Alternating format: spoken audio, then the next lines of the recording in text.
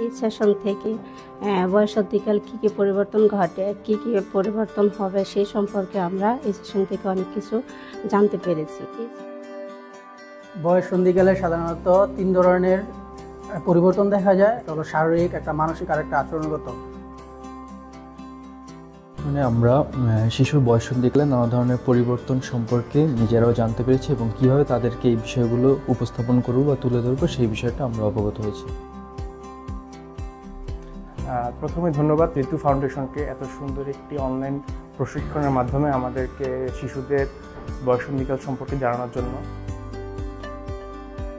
শিক্ষার্থীদের সহজ করে বুঝিয়ে দেয়, তাহলে শিক্ষার্থীদের সামনে চলার পথগুলো খুব সহজ হবে।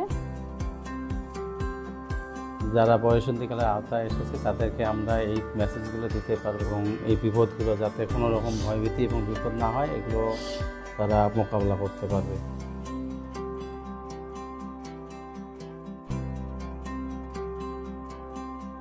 এখানে ঢাকা ছাড়া ঢাকার বাইরের যে প্রত্যন্ত অঞ্চলের শিক্ষকরা রয়েছেন তারা অংশগ্রহণের সুযোগ পেয়েছিলেন।